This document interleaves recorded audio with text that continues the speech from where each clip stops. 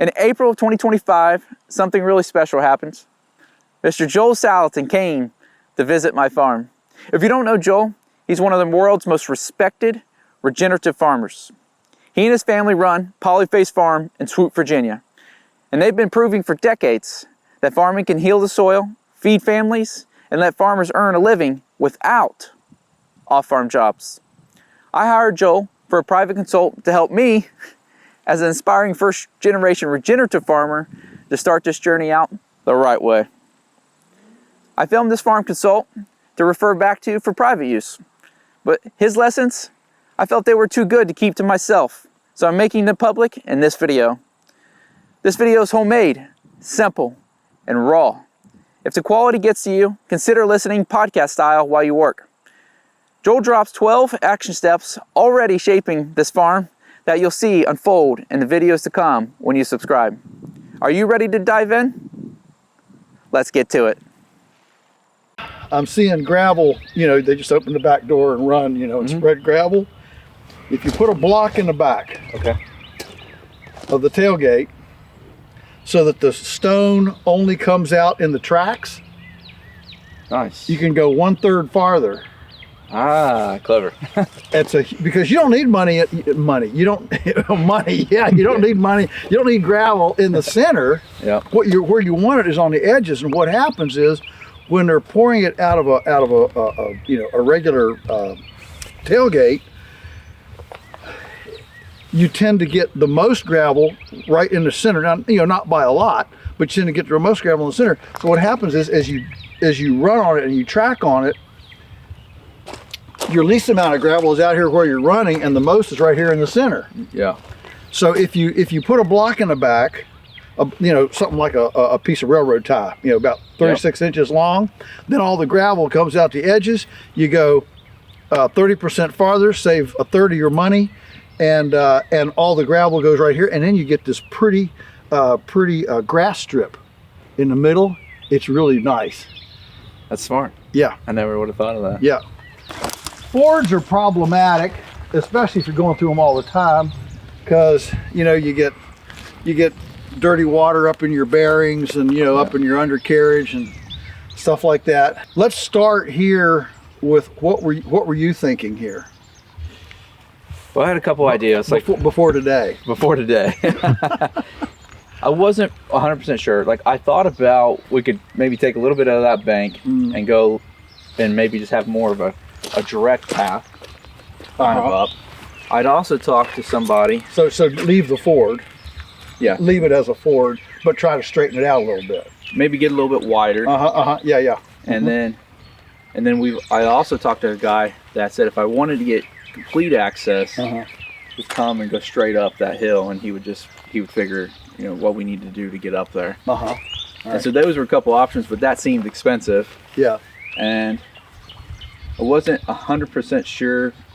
I had a roadblock because he would put a culvert, a great big culvert down on the bottom. Yeah. A big, two big 3-foot culverts or something in the bottom. Yeah. Yeah. Okay. All right. And then a couple of days ago we had a big flood. And you can kind of see some of the debris. Yeah. Yeah. I was unsure. It was up by over a foot. It was strong enough to bring those logs down. Yeah. Okay. And so I wasn't for sure, because if we had to get access, and I'd done enough research following you and whatnot, that we kind of needed to get a circle. Yeah. This is the only way to the back field. But I was like, okay, we got a little bit of a flood going on here. Yeah. And if I needed to move the animals, how would I move the animals through water that's maybe that deep? Yeah. Or even drive your UTV or whatever. Tractor, anything. Yeah, tractor. What would I do to get back here? And I was kind of puzzled on what I would do, and thankfully you're here. Okay, so my what I like to do in a situation like this is build a pond. Okay. And then you drive over the dam, and so here, if where we're standing, we put a dam in across here and feather it out right over here. We can absolutely incline that dam a little bit, make it easy. We can scoop out what's back here And the thing is, in general, it's the same amount of excavation you would have if you put culverts in and put a big, put a ramp up over culverts. It's the same amount of excavation. The difference is you put your culverts, and we like 6-inch sewer pipe, a bunch of them across the top, because you can buy 12 to 18 inches worth of water storage, because you don't have to cover a sewer pipe as high from a crushing standpoint, and you get it higher on the thing. All the excavators, everything they think about is drainage. How do we get the water away, away, away? I'm always thinking, how do we hydrate? Okay. How do we become beavers? That's smart. 500 years ago, North America was 8% water. Today, we're less than 4% water. And so everywhere that we can become beavers and build water retention, the better. And so here, if you put in a dam and put your drainage pipes in the top, I mean, this amount of water coming through, we're in the spring, you've just had a big rain. Yeah. And so this is running pretty heavily. I mean, from a year round, I mean, this thing will go dry in the middle of the summer. It did last fall. Last fall, yeah. So, I mean, right now, probably even just one 6-inch pipe would carry this. You'd be surprised how much water goes through a pipe, when it, as opposed to, it looks like a lot when it's spread out, but probably one 6-inch would carry that right now. So if you put in six 6-inch pipes, you'd almost come to a flood capacity, and then your overflow would be around here on undisturbed ground, and it would catch the creek right there, and you're good to go.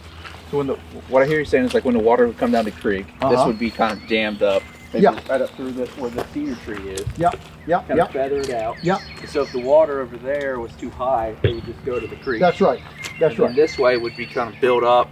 We can. That's right. Maybe just go this way. You never want water. You never want water to go over your dam. In other words, you don't want your access to be the low spot to where when you have a flood, the water's going to run over the dam. You want the water to run around the dam. That's why you want to crown the dam enough.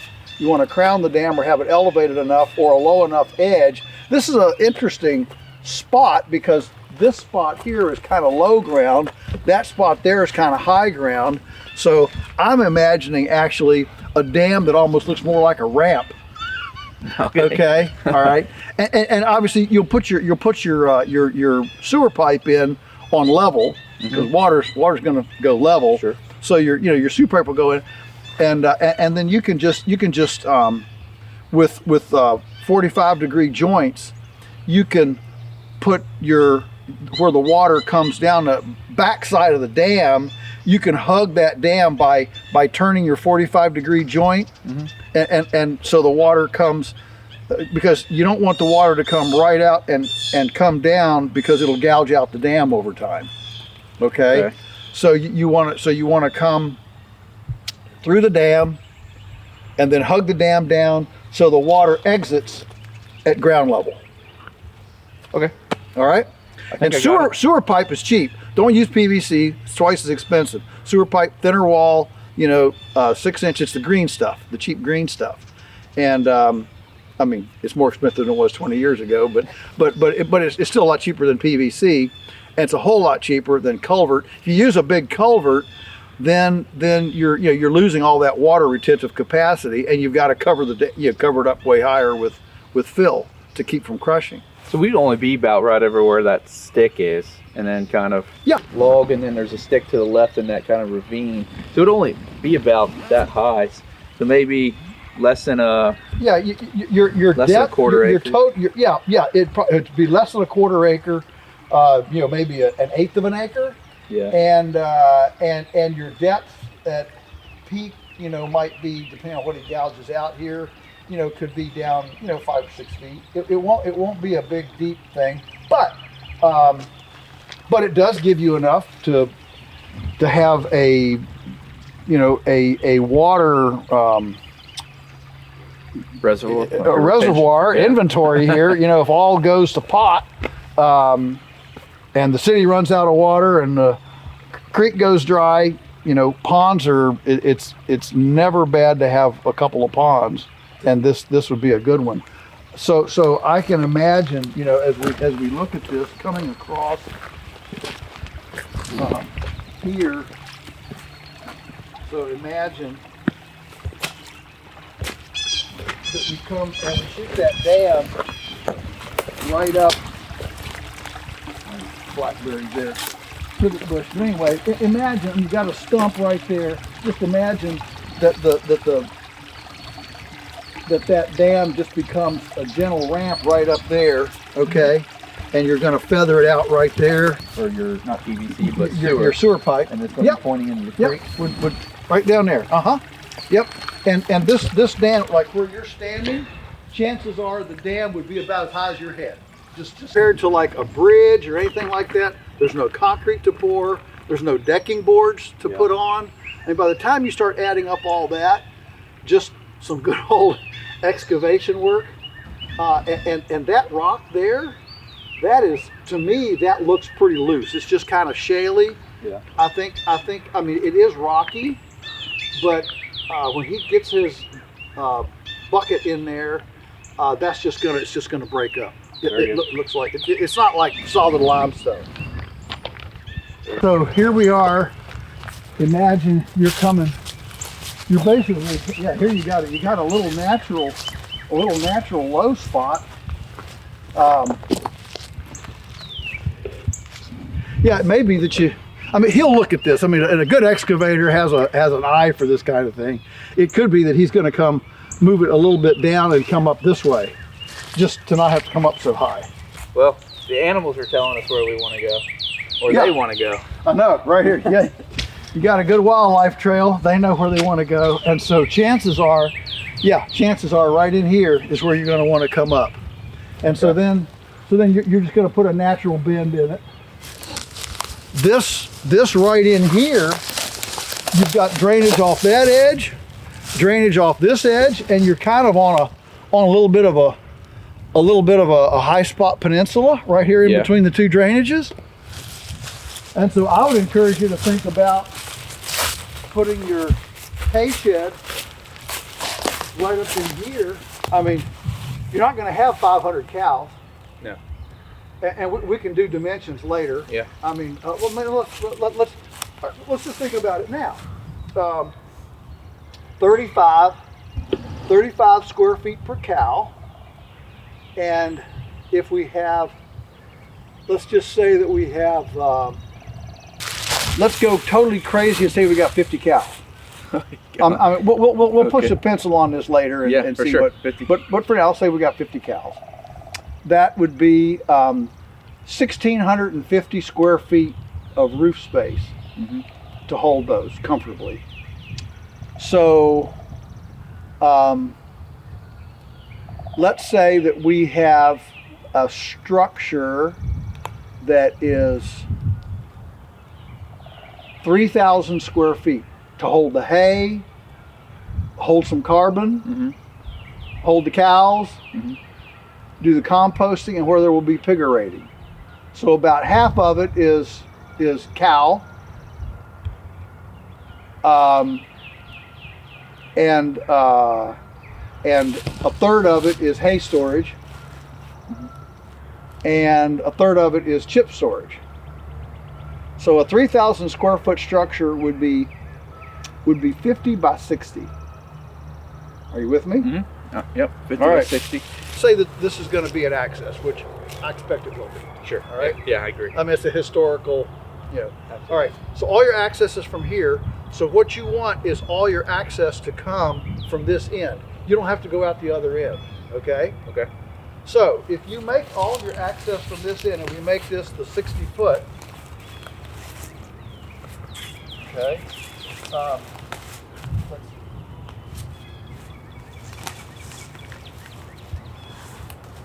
right.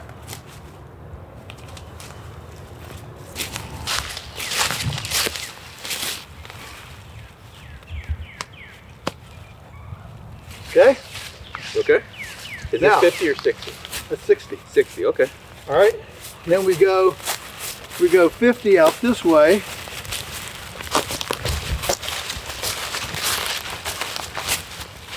Use a small end. Oops.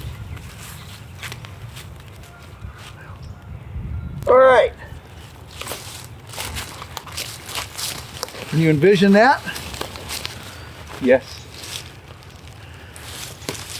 There's my stick over there. That stick, that stick. We might not be square, but anyway. Close enough for today. Yeah, close enough for today. It gives you an idea. And the beauty of this is there is no damp ground here. No, there's not. It's all well drained. Yep. Because that side drains that way, this side drains this way, and that side we've kept enough space that you can drive down along there. Yep. But before you get to the drop off. Yeah. Let me pose a question. This is already opened up. What about putting it right there? Well, you could, except you're way farther off your access. Okay. I mean, remember, this is going to be a high traffic zone. Okay. So the closer you get it to your good all-weather access, in fact, you may even want to move it that way a little bit. The closer you get it to your all-weather access, the better off you're going to be. Because here's the thing: if you move it back here, you're gonna want to make an all-weather access from there to here. That's another 2 loads of gravel. You just have to think that way, Yeah. or you're going to be Spending money. spending money. So what you want whatever infrastructure you put in, you want to hug your buildings, your school, your house. You want to hug stuff up to this expensive all-weather access. Yeah, I like it. I'm just visualizing in my head as I come down that path, and our house is going to be right over there. Right. I'd be able to see this plain as day. And from the barn where the kids will be at in the academy, and they can look back here, they can see it, and then we still have this to come down. Thinking out loud here, all access. So if we ever wanted to do like a little retreat or something for deer hunters, they just go right by it and that's right. They go right by it. Yeah. And see how that's right. Wonderful it is. All of your access awnings are running this way. Yep. Okay. So I'm imagining a 3-bay.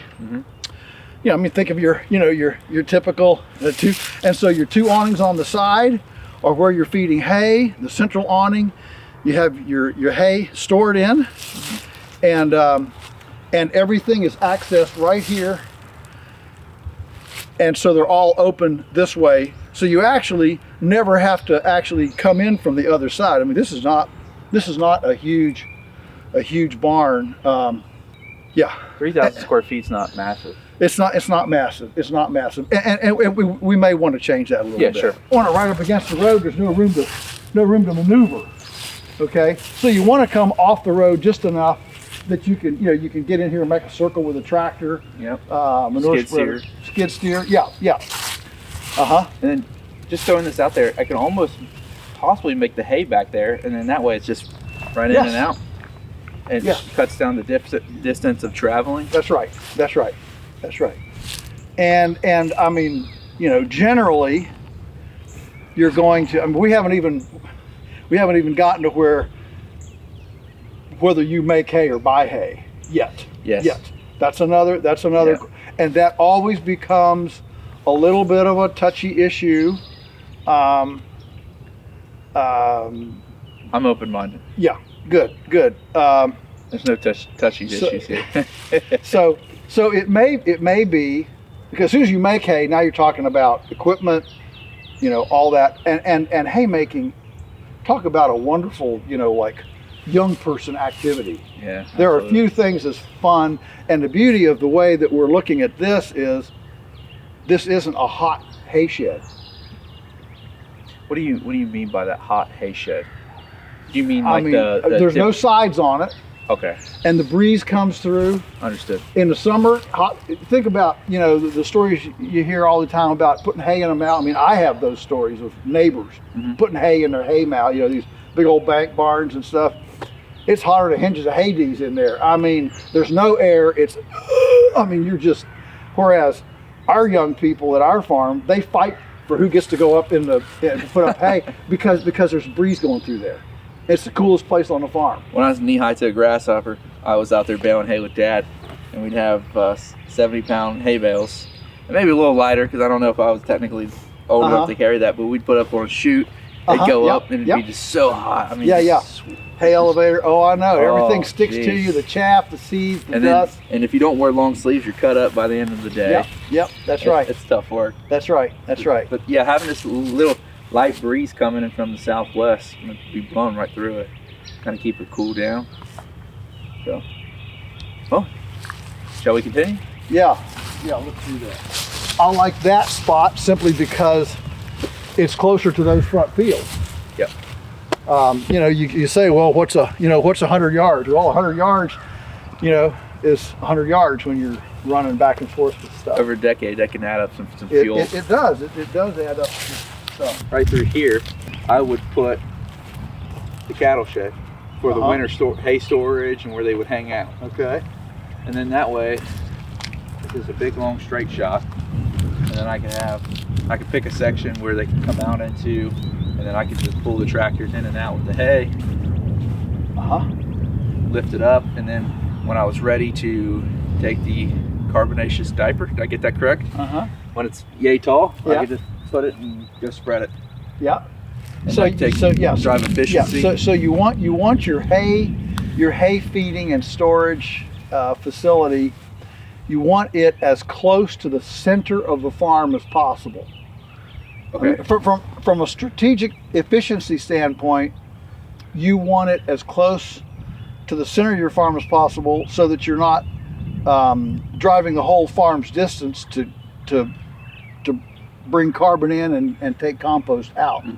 So we haven't walked the whole place yet. Is this the last field? Yep.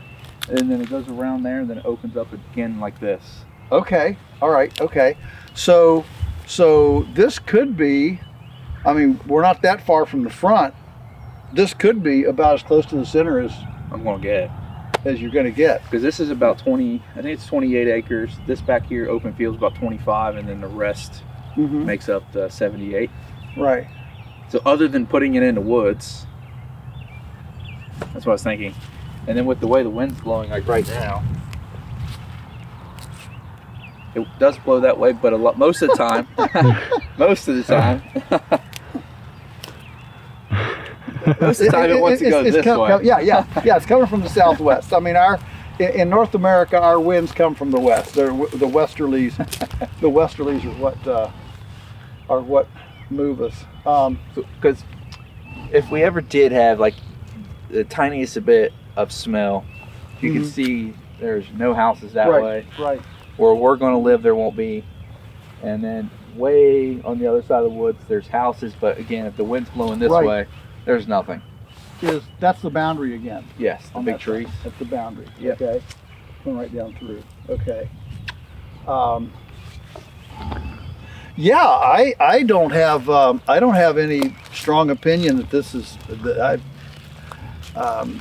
You know, you want it close to access, and you want it right there. Yeah, you want it close to access, and I mean, you don't want it in the only thing that I'm concerned about right here is that it does appear to be kind of in the lowest spot of this field, and that's a little bit concerning. You might want to move it this just to try to get it out of this sump area. Okay. What about more that way? Or is that still not? Yeah, that's fine. I'm just thinking. I mean, and of course you can change a lot with excavation too. I mean, you can, goodness, you know, you can make a little swale around it. I mean, one of the problems in this part of the world is, you got to really get choosy about your high impact spot, just because there's no drainage. You know, it's so flat. where we are, hills and hollers, you can always find a, a hill, a drainage spot. Here, this is, it does look like it's really flat. Everything is kind of just coming right. Yeah. Right to it does to me, which is concerning, which makes me wonder. Let's look. We could make this the first option. Well, let's look on the other side. Let's look on the other side. Okay. That's the sugar maple. You've got a lot of them. Is that a good thing? Now that one right there is a red maple. It's no account. That's no account. But these sugar maples, I've seen enough of them that for sure you could do some maple sap over time. Yeah, I mean, that'd be a good little kid project, because they'd love that. Yeah, and these I mean, this red oak here, boy, that's a beauty. I mean, that kind of tree right there shows fertility. That you don't get that kind of tree in an infertile place. So you got inches in diameter in order to be big enough to tap. So this one would be tappable. So the kids at the Here on a Mission, the learning center, they can come out and they could tap that and absolutely enjoy it. Absolutely, boil it down. Yeah. This one here, probably the easiest. I mean, again, you can do you can put your little sump in up here and a little sewer pipe underneath. This one, some of these, it might be just as easy to throw in some big rock. We call them ankle breakers around here. Is that what you call them? Yeah, the big riprap stuff. Yeah, but you need something big here so the water can go through it, so it's permeable. You don't want gravel because it stops water too much. I mean, I love the sump with a little drainage on the end, because that allows you to really to see if you're getting silt erosion, to see what's happening. But you can suit yourself. But yeah, all of those along here, all those bottoms are going to become mud holes. Once you start using, because here's the thing: when when we sit down and we do our exercise on fill it up. What can we do here? I call it my fill it up exercise. Yeah. There's going to be somebody running down this access lane often 4 times a day, every day, 7 days a week, all year. Well, not all year, but lots. Because if you got broilers and egg mobiles and cows and turkeys and things all out here, this access needs to be all weather, no mud puddles, no water standing, nothing. Okay, that's why this access is so important, because it's the platform that allows you to do everything we're going to do. So yeah, these all are. This isn't a huge thing, but each one of these needs to be either rip-wrapped or little sump and a drainage pipe. They need to be developed so that they can be up, dry and not. You're probably going to want to gravel this. I mean, that's going to be the whole access. Yeah. That's why the third adds up fast. You start graveling that, and because if you don't gravel it, here's the problem.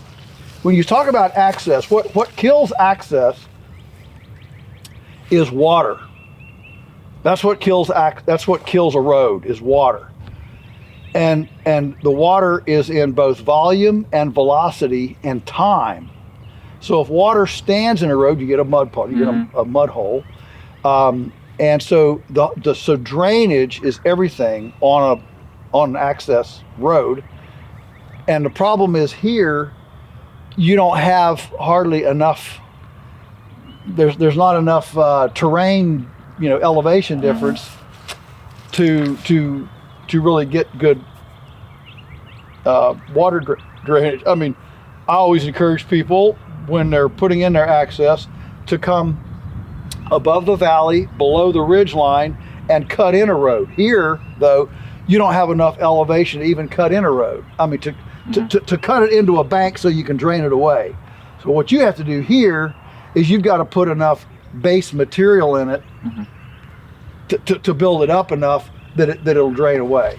So what I'm thinking through my mind is we could almost like take this topsoil off and then maybe put some rock as a base about the size of my fist, and then we could put like crushed run over top of it to kind of make it more like concrete. Yeah. We could use the topsoil where we have low spots, and then maybe through here we would just use riprap or the riprap. Yep. Riprap. That stuff that's like the size of a softball. Yeah. Then we could put that here, maybe with a pipe draining over. We could do that in all the gullies. All the drainage spots. Yep. Yeah. That's perfectly fine. Yeah. And the topsoil, I mean, if you actually want to go to that length, which, you know, that's not hard to do. It does add a little bit of cost. It might give you it might speed things up in your base. That's true.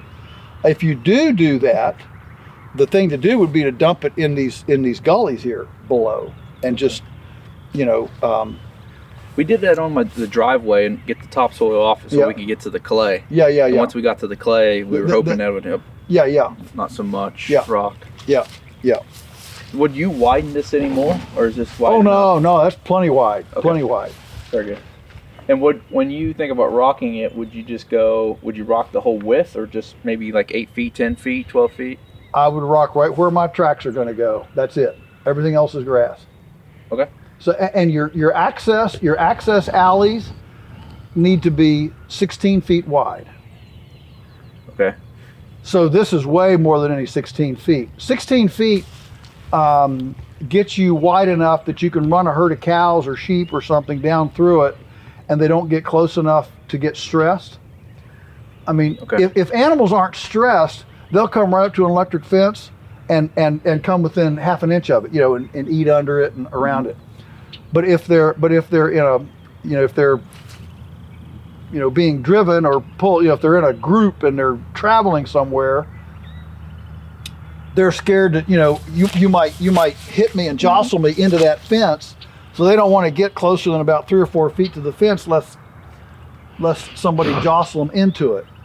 And so 16 feet gives you 8 feet for them to be in, and 4 feet on either side away from the electric fence. Okay. Because all these lanes are gonna have an electric fence next to them. Okay. They're all gonna have an electric fence next to them. Okay, so maybe 8 feet worth of rock, just enough for like the skid steer tractor, and then grass on both sides. Yeah. So a total of 16 feet. Total of 16 feet, and wire to wire. Wire to wire. Got it. You know, you could come in here and lay a dump truck load of that right in here. Of the dirt? Yeah, of the dirt, and make just a bit of a mound. Just I mean, not much, you know. I mean, you can still mow over it and get over it stuff, but just enough of a mound so that when this water, obviously this is a water drainage. Here it comes. When this water hits this little mound, you know, out here like this, okay? Yeah. It pushes half of it out one side, half of it out the other. But the main thing it does is it slows it down. So remember, water, the erosion of water is volume and velocity. So if you can either cut the volume or cut the speed, preferably both, then you stop erosion. And so you know, this can be done very, very simply. Yeah, I love this right here. Look at this. This is great.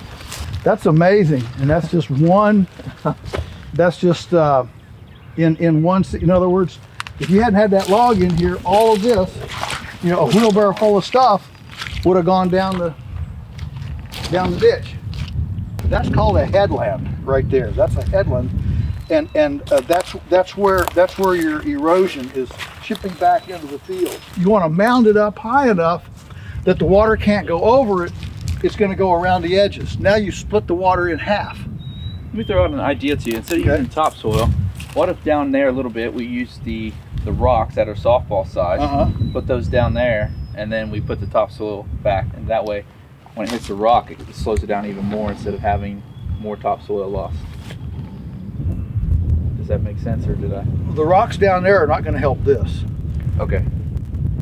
I was thinking that if we added more topsoil the runoff from the field would keep pushing the topsoil down, but if we had the rocks, it might slow it a little bit. Well, if you have rocks down there, they're not going to slow it down here. Oh yeah. The problem is you're getting movement. You're getting movement here. See, this is such classic erosion. You're getting your movement here. So what happens is this water's coming off the field, and this is where it's really gaining momentum right here. Mm-hmm. And so it's actually chewing back the topsoil, chewing back into the field.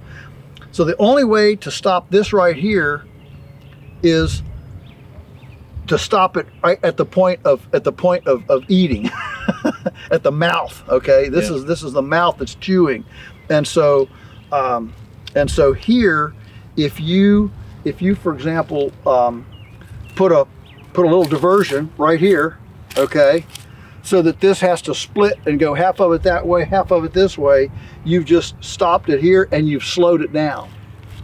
With turning this into pasture this summer, yep, will that slow it down enough, or is it going to be maybe 2-3 years for it? Probably 2 or 3 years. Okay, yep. So it still probably should get a diversion this year. Yeah, that would be a good thing. Yeah, that would be a good thing. And then the diversion, we were talking about a couple things there, so I would just put topsoil here. The diversion could be something as simple as half a truck just. Okay, half a truck full of a plug. Put a plug in. All right, think about it like a plug. This is a bottle, and you're going to put a plug right here, and that water is going to have to split and go around both sides. That right there saves everything, because now that water has to stop, and it has to spill out over an edge, and it's cut by half. It's a big deal. What if I took a couple of those logs and just laid the logs in here? That's fine. That's fine. But here's the thing. Those logs, here's what would make a big difference. Cut a bunch of this privet bush, lay the privet bush in there with the branches uphill, all right? So now you've got a sieve, all right? So imagine you're making a vegetative sieve, and then you lay your logs on top of the branches to compress them, so you have a tighter sieve, but it's still permeable.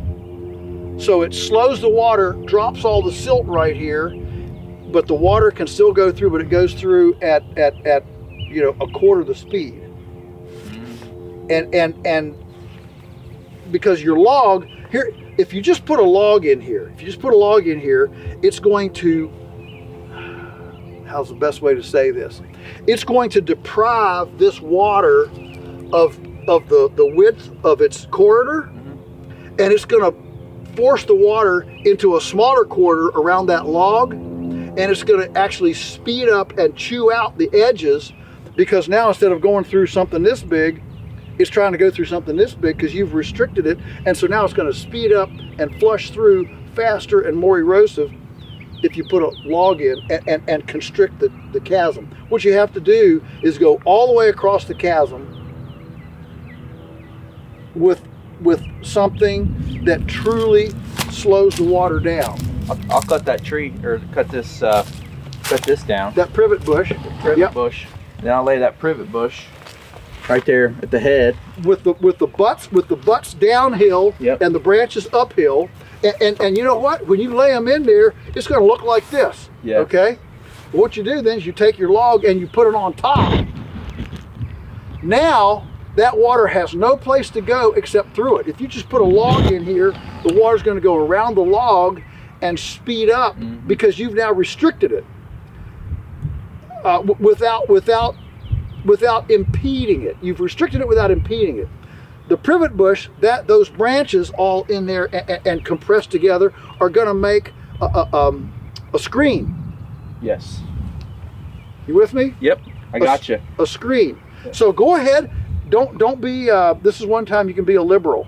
Cut plenty of them, and you're going to have a big old mess here. Okay. Yep. But that's fine. Then take your log, put it on top, and what you're going to end up with is a pretty constricted screen that's yay high. Yep. And that's going to stop this. So I'll put a. Very good. We've stopped. When we bought our farm, we had I don't know how many of these. And every one of them we stopped with branches, with the butts facing one way, or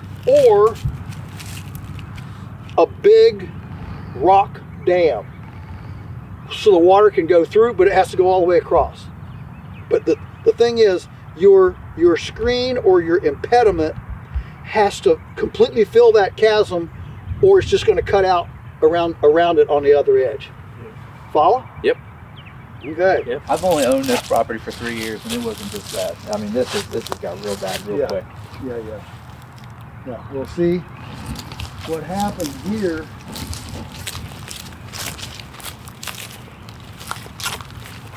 So back to where I was talking about the logs.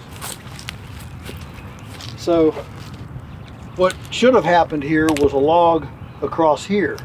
Yeah.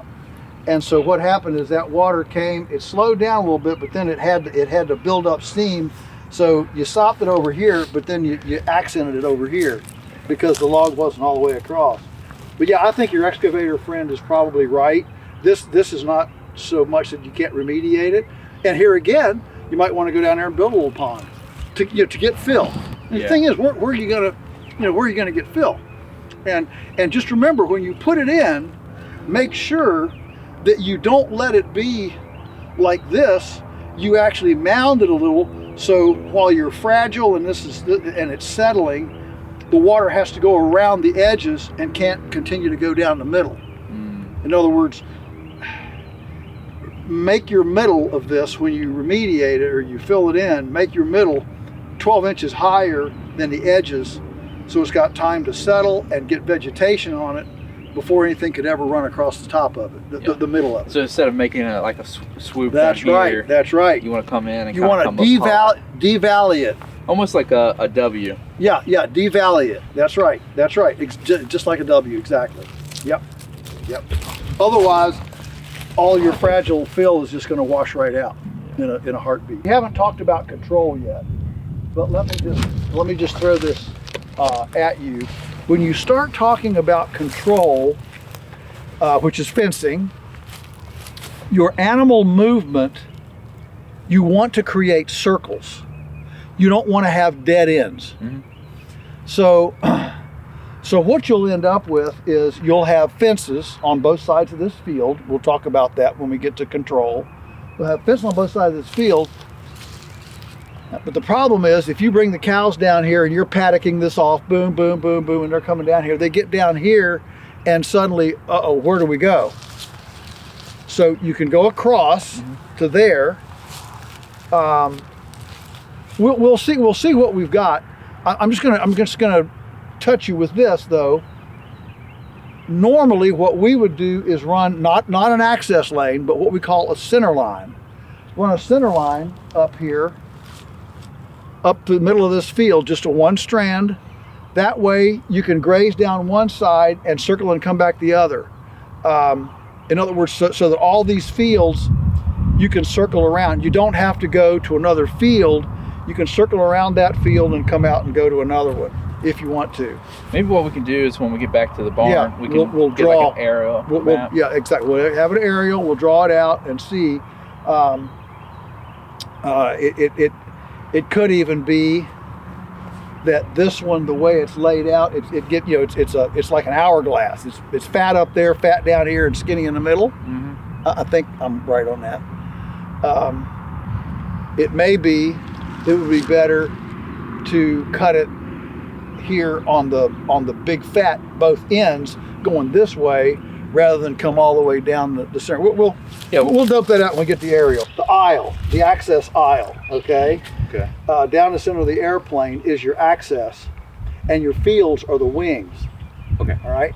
And so generally you want your access to bisect your property. You don't want to be out on the end of a wing, because then you got to go all the way across to the wingtip on the other side from your access. So what you want is your access to be as midpoint as possible, so that you touch as much of your property as possible.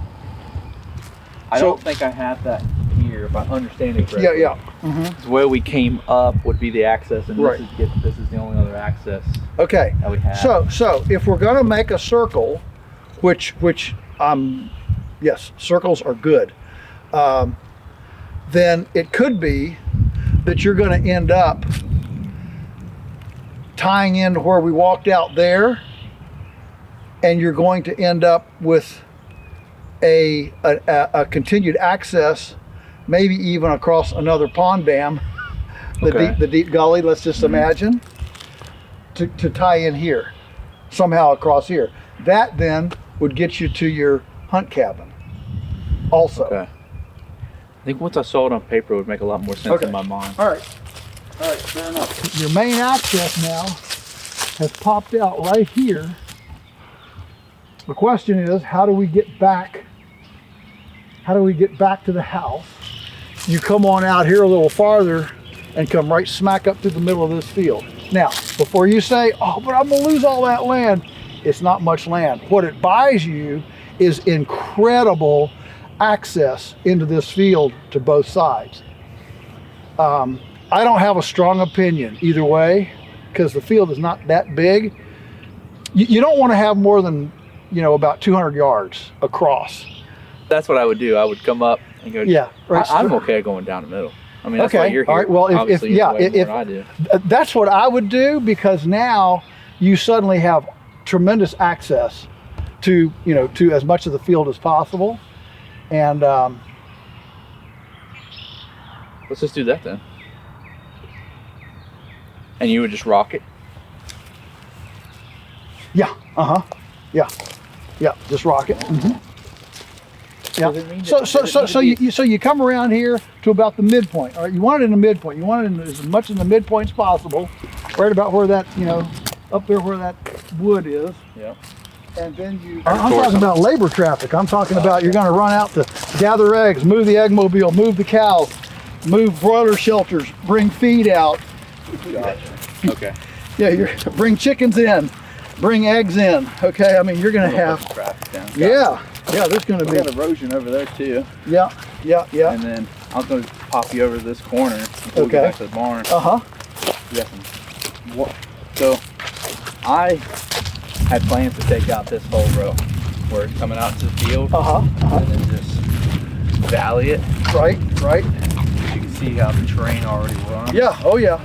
Just follow the terrain and plant maybe some cereal rye to get it going real quick. And then come in with the grass and the forbs and the legumes. And when you plant, you're going to end up planting. You're going to plant some rye with it as a nurse crop everywhere. Okay. Everywhere. I mean, you want something to jump fast. Because boy, you disc this up and it's going to be fragile. So, So yeah, you want to plant your something like rye, oats, barley, really fast around the whole place to get something to hold the soil together.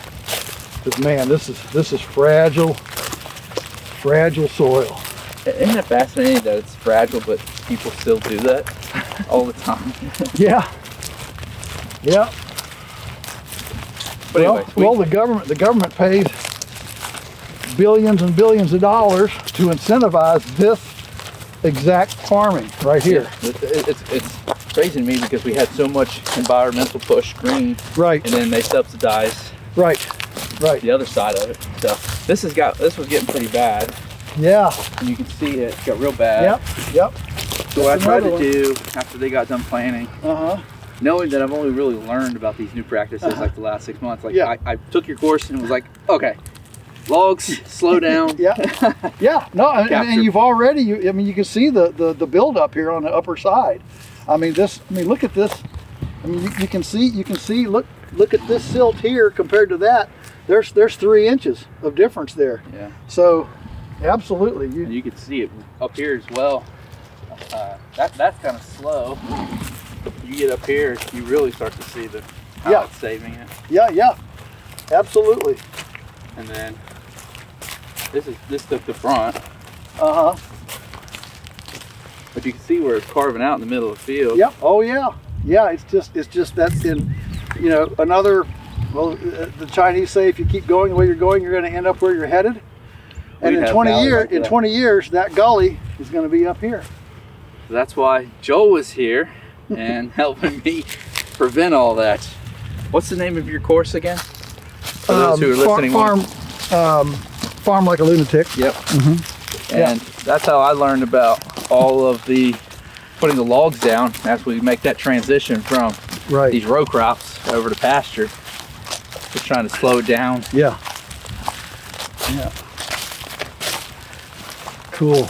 So this is going to get nuked with love now. It's going to be a different ball game. I'm really excited to see what it would look like. It's going to look like. Yeah. Because this is just weed, isn't it? Mostly just weed. Yeah. But I mean, there's a lot of grass here. There's a lot of grass. I mean,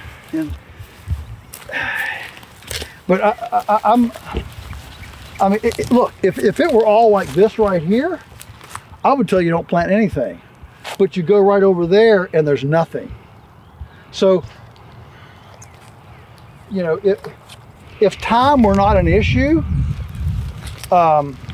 you know, you can bring grass, but there is a seed bank here that'll grow eventually if you have time, but you know, you don't have time to let this continue to wash. You want to get this vegetated up now. Well, I would like to take you over here real quick because we're thinking about squaring that off. Okay. Taking that all out to square this field up, make it a rectangle. Well, it was square. It was square. 50 years ago. I was told that this has been, as far as back as they knew, it started in the 1950s when they started row cropping. Now, it could have happened way before that. Right. But that's as far as... That's as far as anybody can remember. No. Exactly. So, I can tell you right now, unless you are a billionaire, this becomes too big to remediate. It's just too, I mean, it's just too much. Yeah. So, what you do, that's just old rotting wood over there. I want to make sure that's not rocks. I mean, I don't see, all right, think about over there at the creek. When we were looking at the edge of the creek, there was a lot of rocks. You know, I don't see that here. Okay. So, here, when we've had this on our farm there in Swoope, what we've done is the only way, I don't say the only, I mean, I don't want to box myself in, but the way that we have found to, remediate this is still actively eroding. See, as long as that has bare dirt in the bottom of it, that is still actively eroding. And so one of the quickest, nicest ways to remediate something like this is to put in a pond. And you can put in a pond, I mean, good grief, that's 12 feet deep. Yeah. All right. So if you just came in here and again, we'll probably get down there probably even deeper. Yeah, well, yeah, it gets deeper as the gully. In other words, at one time, yeah, up there where, you know, as long as you're not more than like 3 or 4 feet, yeah, you can fill that in. And what you can do is build your pond here and take your up dam fill and fill in that ditch as far back as is reasonable. Okay, but once it gets 8-9 feet deep, it just becomes, you know, diminishing returns. It's beautiful series of ponds, not big ones, you know, but I mean, if you made your dam from where we're standing, if you made your dam straight across here and gouged out that right there, you know, these are little you know, 500,000 gallon ponds. But a series of them, boom, boom, boom, and then, I mean, you could use them for irrigation. But let's just say we're falling. I mean, I'm looking at this. That's probably falling, I don't know, 1.20 feet. Let's just say, maybe even 1.10 feet. Are you with me? Yeah. Let's say it's falling 1.10 feet. All right. That means that a 10-foot dam is only going to dam it back 100 feet. You with me? Yep. Because the water's going to go level. So if our terrain here is falling a foot in 10, then a 10-foot dam, which is what we're talking about right here, 10 feet, I think, at the most 12, it's only going to go back there 100 feet, the water level, and then it's going to go to nothing. So then you put another dam in, and you go another 100 feet. Another dam in, you go another 100 feet. Okay. So I don't know how far we are here from the bottom, from the end. I'd say we're a couple hundred yards. Yeah, a couple hundred yards. Okay. So if this is falling a foot in 10, so it's a 10% deal. If you did something that was, if it's 200 yards, that's 600 feet. You would need to build a dam 60 feet high. That's a lot. You're not going to build. Well, you'll have the government. Talk about the government coming in on you. You'll have them in Virginia. In Virginia, we can build any dam 20 feet or lower without a permit. A series of little ones, so you do one up here. I would do the first one at the top as far as you can to what you think you can gouge it out and fill in the ditch. Maybe you fill in whatever, 100 yards at the most, okay? And then it gets too deep. Mm-hmm. So you come down from that, you put your first one in, and in 2 years when you make another million, you put in another 2, and you just peck away. That's what we've done. We've got now over 20 ponds, but when we have a good year, we build one. When we have a bad year, we don't. I'd start maybe one pond, Mm-hmm. smaller one that side. Yep. Mm-hmm. Wait a couple years when we have some money cash flow coming in, reinvest it, Mm-hmm. reinvest it, and then just do a series of smaller ponds instead of one big one. Yes. And then that smaller pond would slow down the erosion of this. That's right. Deeper. That's right. Every one of those. And if you want to do some remediation in the meantime, come in here with a chainsaw, cut out these privet bushes, and just pack some stuff down there in the bottom, mm-hmm. just to slow that water down. And you can do a lot. I mean, in an hour, cutting some privet bushes, cutting a couple of these, that dead stop there, let that fall down on it, and just get some stuff pushed into the bottom there. We had an apprentice one time from Mexico, Sonora, and after he left us, we went down to see him a year or two after he left us. Went down to visit, he and his family. And they are in a high desert. I mean, they get 5 inches, 6 inches of rain a year, and but they have all these gullies like this, deep, and they call them arroyos, and he went out with his cowboys when they weren't busy, and they would and rocks everywhere, from basketball size to softball, and they would just, in an hour, 3 or 4 of them could throw in a little rock dam about yay high. He took me out to see these. In 1 year, all these little rock dams had become terraces with silt and grass. It looked like a little oasis. Interesting. It was pretty amazing. Yeah. Pretty amazing. And he said, man, I wish I could do the whole, ranch like this, because they look like little golf greens, up this dry, completely desert-looking arroyo, and you had these little golf greens, boom, boom, boom, right up. It was pretty dramatic. If you were making the ponds here, would you dig it out underneath, or would you just dam it up and call it done? So for example, would I pull all those logs out and kind of make it more circular, or just leave it? Well, you don't make it harder than it is. But you definitely don't want vegetation. You put in a pond, and they're too trifling to put a pipe in it. So gradually, the water just erodes down the edge of the dam, and it gets, finally there's no pond. So don't be that trifling. Put your, and here, probably, 2 6-inch pipes here is probably plenty. Yeah. In the top, so you get this nice drainage, go down the edge of the dam.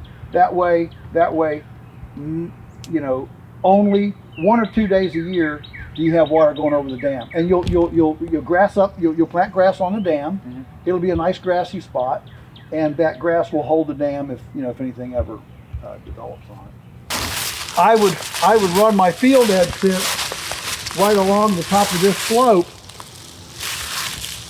There's no reason why this shouldn't be part of that field. Okay. The only reason this isn't part of that field is because somebody at some time, whatever, didn't want to make a crooked fence. Okay, that makes sense. And so so when we talk about where do field edges come, I let the terrain define where the field edges come. And so in my perfect world it would be over here. The problem is though that if you don't take these trees out, then the cows are going to come in here and shade up and lounge, and you're not going to get any manure in your field. So you don't want to, and again, this is something you can peck away at. So for example, I would run my fence out where the field edge is, but then when you have a chance, the beauty of a single strand of electric fence is that it's not that big a deal to change it, as opposed to a web wire, woven wire fence. Okay, so you run it where you need to right now. And then, maybe 1 year we do this. You say, okay, we're gonna clear this 1 acre. So you do this 1 acre, okay, and then you change your fence. You bring it over here, to here, okay, and you dogleg it and you leave it. And then next year you do another half acre, okay, and you just a little bit at a time. A little bit at a time, incremental. Wow, look at this. And there's a locust tree. Wow, look at that dude. Actually, that's not a locust, that's a walnut. That's a walnut. That's a beauty. Yeah. That's a beauty. The bark looks similar when you're that. When this was started, I wouldn't be surprised if in 50 years this has lost I wouldn't be surprised if it's lost 2 feet of soil. Really? Well, you can see it over here. At our place, we lost 5 to 8 feet. In our place, and you've had 100 fewer years. But you were just out in Iowa, and you were reading one of your blogs and a lot about how they've got 20 feet. Yeah. Like that. Oh, I was out there. Oh, that made what you've got up here look like child's play. And that's just from constant and that's just plowing, erosion. Just tearing the soil up. Yeah. Anyways, this is what we were thinking about. Yeah. Trying to square this up. Yeah. Coming back into now, I'm noticing you have a few locust trees. So this is a locust. So just so this one right here. And so as we start talking about control, we're going to be talking a lot about fence. That can get really expensive. Sure. The posts, okay? So with electric fence, so everything internal can be electric, all right? And so with cows, which are the easiest to control, a single strand is fine, and all you need is something big enough to hold a staple. You don't need a big old fence post like you use on a permanent perimeter. So a tree like this locust, and you only need 5 feet. 2 feet in the ground, 3 feet up. Okay, they're only yay high. So a tree like this, I'm just gonna eyeball it here. 1, 2, 3, 4. So there's four 5-foot pieces that will make 6 fence posts. That's 24.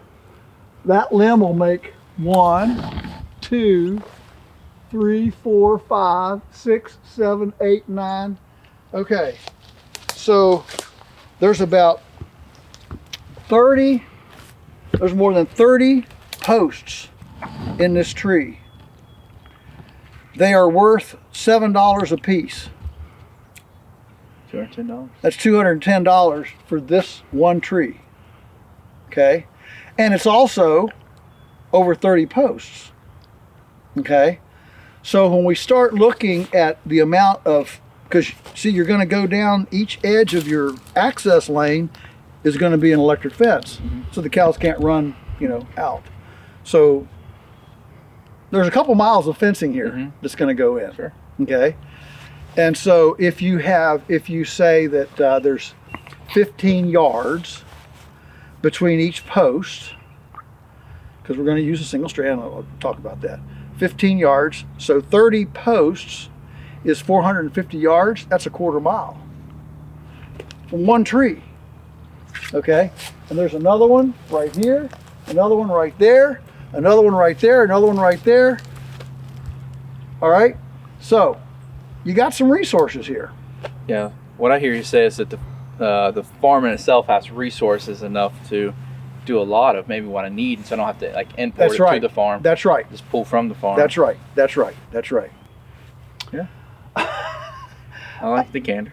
Just tell it like it is. No. I mean, I don't know how old the woods is here. I mean, there's another locust. There's another locust. I mean, you got a little grove of them right here. I haven't seen this many anywhere else. I'm sure there are some. I haven't really been looking for them. But anyway, so here's an ash that's dying. That'll be dead. Turn the wood chips maybe. Yeah, and it may be. And so these privets they're horrible. They're just awful. They're not good for anything. And what they're doing, they are shading out the ground to where you can't get new growth coming on the ground because they're dominating the floorscape. Okay. Yeah. It's almost like an umbrella that's happening right exactly. You see where the green is. And then it's So if it were not for them, you'd see little locust trees and walnut trees and stuff, springing up. And so these grow in full light, and so when as this was being abandoned and encroached, these were opportunists, and those seeds came from whatever, Bosnia, and here they are. It's not a native plant. It's a horticultural plant you see around. People plant them for hedgerows and developments and stuff like that. So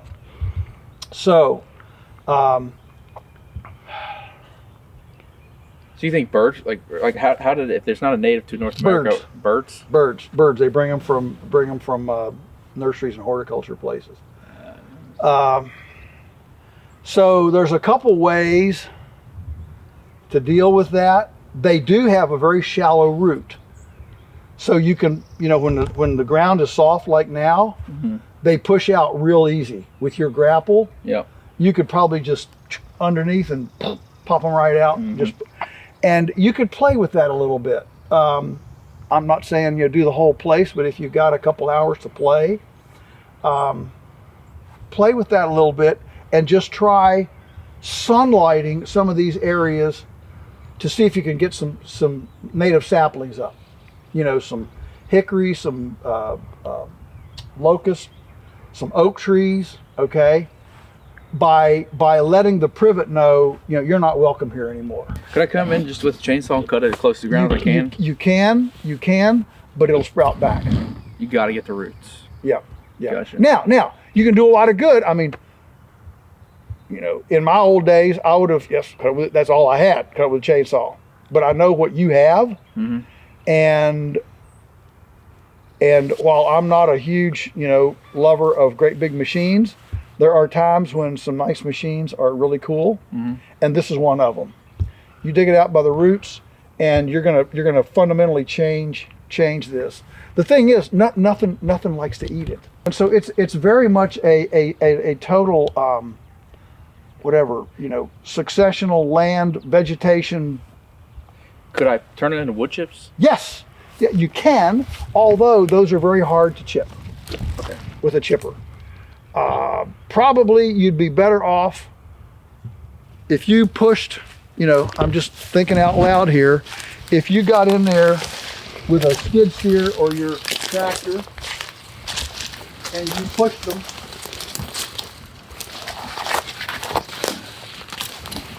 what I would do, man, look at all these locusts. Locusts, locust, locust, locust, locust. Oh, locust, locust, locust.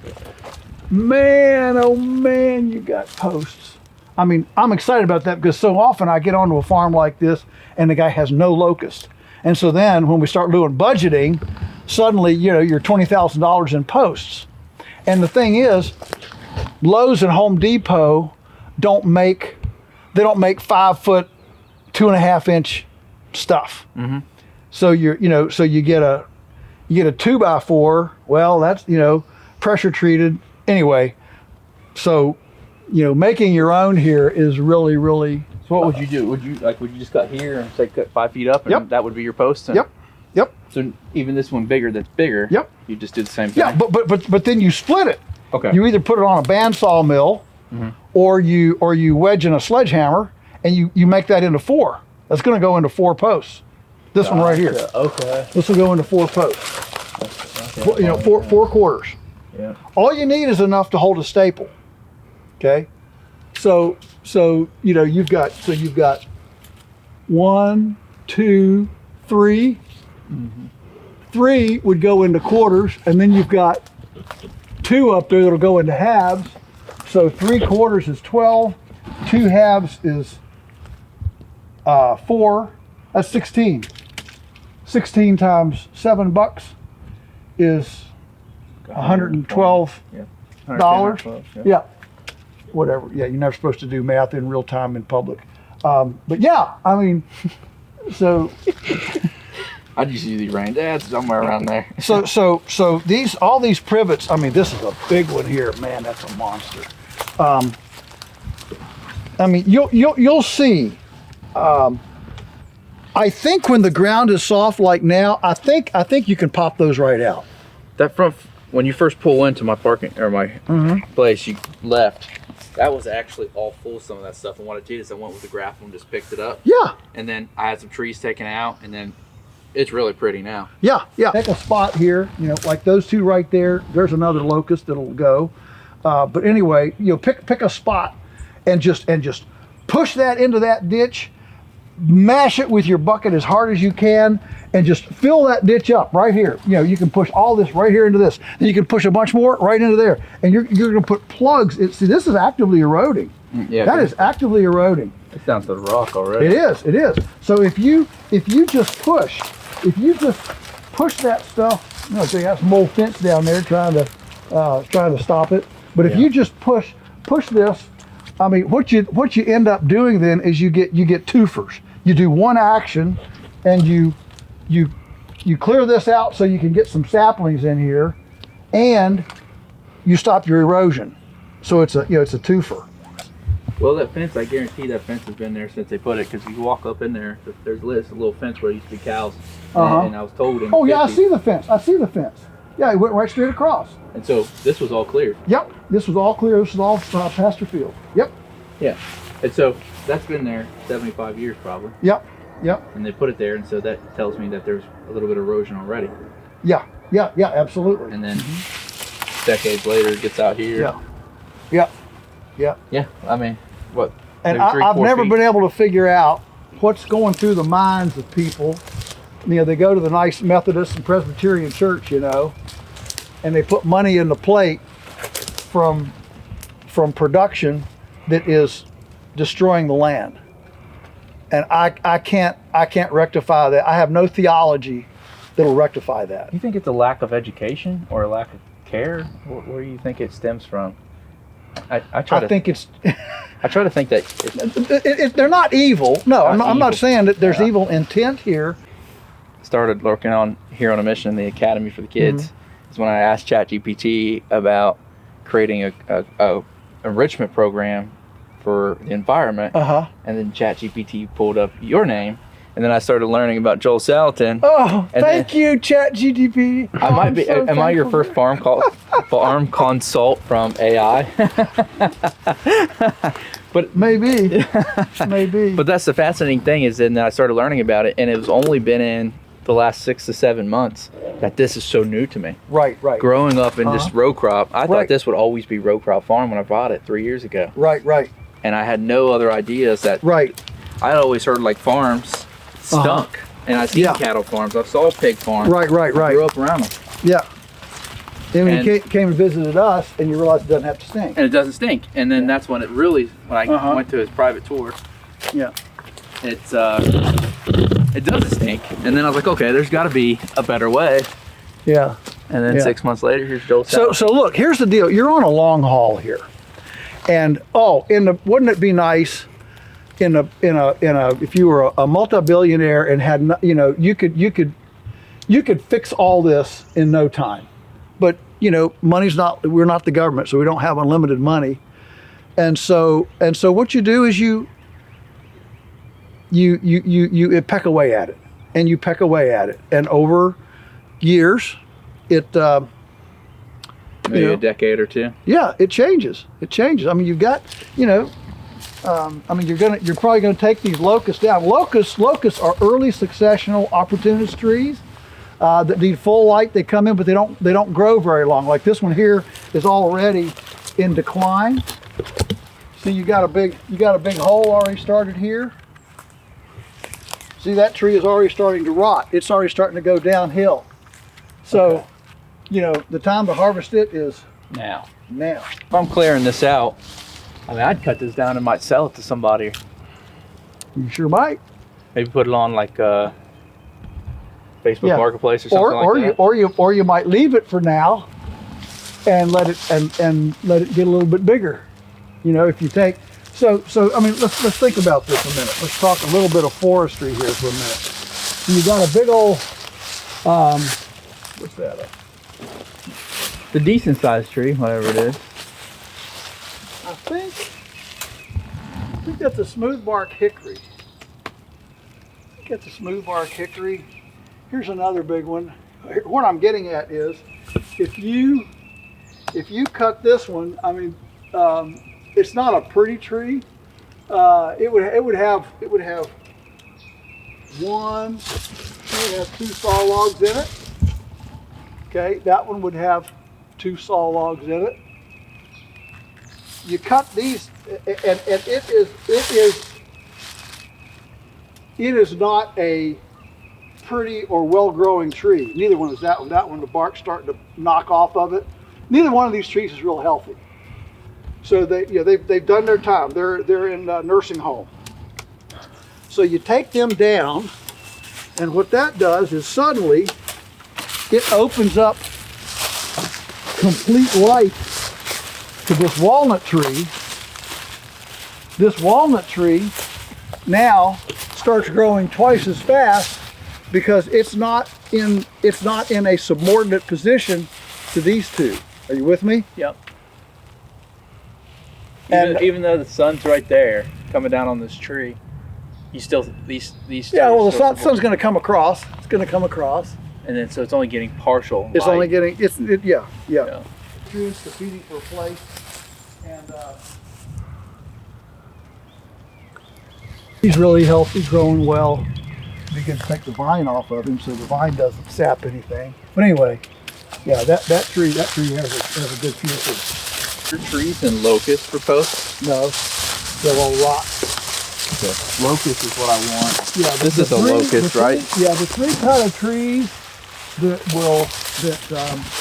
are rot resistant are locust, cedar, and you have a little bit of cedar, and Osage orange. So locust, some kind of cedar, which includes fir, all of your cedar type trees, and then Osage orange. And I haven't seen a single Osage orange. Is that with poultry, you don't have to worry about boundary fences because everything is contained, And so as soon as you start into sheep, cows, goats, pigs, that's when you start really needing serious boundary fences. And you don't think any of your neighbors will help pay for boundary fence? Nobody has cows, nobody has animals? She's about the only one. This gentleman over here, he's got cows in the backfield, but he's already got fence up. Yeah, so you don't have to do it all. And then, Some's good and some's not. But after the creek, there's no fencing. Uh-huh. So that whole back field would need fencing because there's nothing, there's no boundaries. Right. The horse farm goes over so far, but that fence, it's pretty aged. Yeah, it's pretty bad. And then other than that, it's all residential properties. Mm-hmm. And then you go over there across the fence line, and then that is just open field. Mm-hmm. And then there's a house a couple hundred yards away. Mm-hmm. Mm-hmm. Around here, everybody's row croppers. Yeah. Well, which makes a great opportunity for you. Heck yeah, it does. And it also makes for cheap grain. Now, you'll probably spend 30% less for grain than we do for your omnivores. Interesting. So that helps your I'll have to find some line. people who do organic though, Or GMO free. Yeah, because a lot of those folks around here, it's heavy chemical. You go Oh yeah. The normal. Oh yeah. Pretty normal. heavy chemicals. Yeah. That's right. But I'm sure there's got to be some people around here. Oh yeah, that there are like me. that are doing at least GMO free. Yeah. GMO free, and especially if they verify glyphosate. I mean, GMO free that we don't get organic certified. Organic certified doesn't check for glyphosate, but our mill does check for glyphosate. So we actually are a little better than the government organic paperwork. Yeah. I agree with you. That's a nice little nook there that can be used. Although in a lot of ways, if there's enough room outside the field where you could I could make some spots in among the trees, you might be in a good shape there too. So you don't take your nice pasture for additional buildings. Yeah. And the thing about a greenhouse, to remember, and this is fairly new. This is cutting edge stuff. The Chinese have found this. Oh, China! But what they figured out? They figured out that you're familiar with tall tunnels, hoop houses, right? Yeah. Okay, and greenhouses. What they figured out is that you actually lose a lot of heat out of your northern side of your greenhouse because you're not getting any solar gain there. So what they've found is that you actually have a much more efficient greenhouse if you have a solid wall on one end and then you run your greenhouse on the other, and the wall then becomes an insulator so you don't lose the solar gain out of one end of the hoop house. This is high enough you could almost have a little banana tree in it. Up against there. So that awning is 14 feet. But yeah, I mean, I don't know exactly what kind of greenhouse you want to put in, but normally you at least do set starts, and you could have. I mean, you could even do hybrid aquaponics, with pebbles and fish and worms in your beds. You could have trays of pebbles and fish poo and tanks of tilapias, and I mean, you do all kinds of things. Grand greenhouses. They're wonderful things. And then the neat thing about this is that if you then in the winter, in the evening, you'd actually open those windows and have some heat come back in.